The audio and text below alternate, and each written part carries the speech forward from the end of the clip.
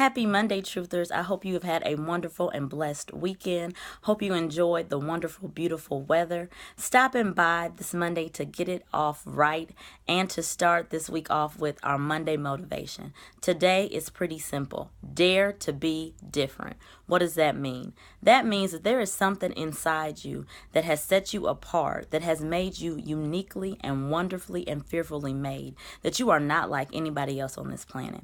And I did a written post about this last week, but God is still just impressing this upon my heart. So I wanted to speak about it today and to challenge all of us, including myself, to be different and to be okay with that.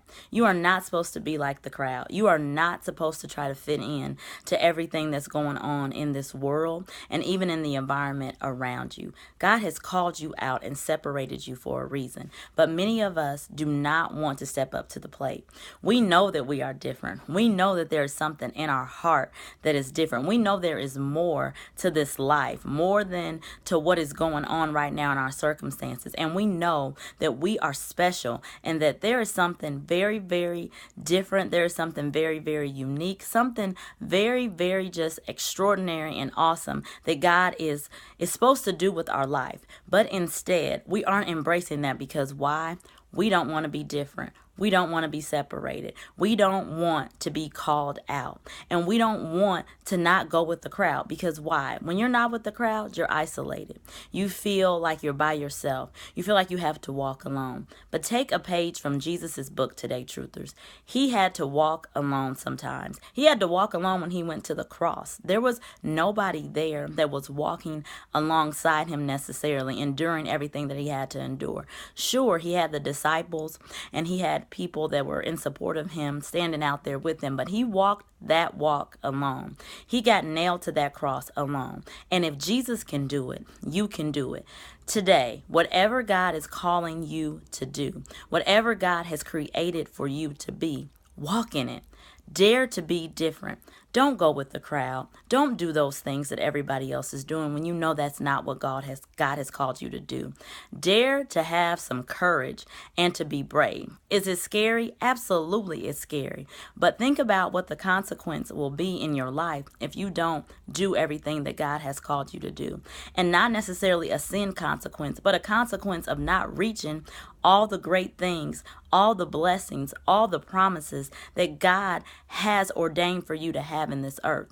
We walk around and we quote Jeremiah 29:11 often, that we know the plans and the purposes that God has for us, and they are not to harm us, but to help us, not to hurt us. But are we truly believing that? If you're truly believing that verse, then you know that the difference that's in you is okay, that God has come in your life. Jesus has redeemed you. He has saved you, and he has changed your heart. That means the things that you used to desire, you don't desire anymore, and that's okay.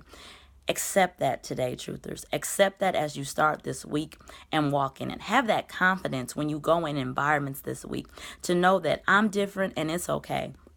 Now, I don't have to do everything the crowd does. I don't have to engage in that type of activity. I don't have to engage in gossip. I don't have to be the one with the potty mouth or the bad language. I don't have to be the one with the coarse or unclean jokes. I don't have to be the one that's complaining. I don't have to be the one that's lying.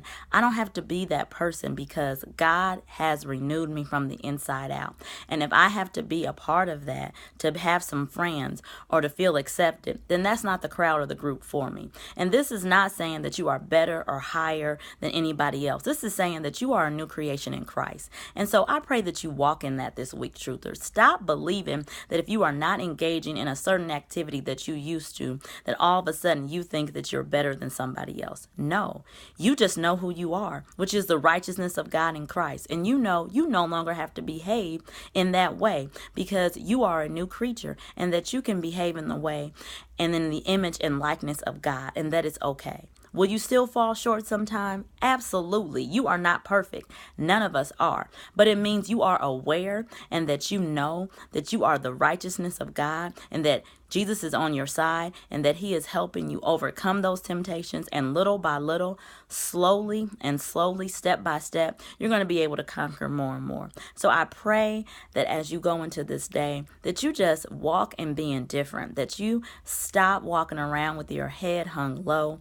but you hang your head high, and that you know that you are a child of God. You are a son, you are a daughter, you are blessed with every spiritual blessing in heavenly places. And because of that, you can embrace the difference that sets you apart and makes you different in your environment, in your community, in your workplace, in your family, in your friendships.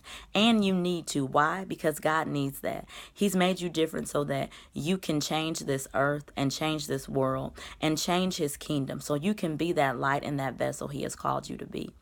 Walk in this today, truthers. Meditate on it and make sure that you remember that you are different and that it's okay. And I will be back with you with some more motivation later in the week.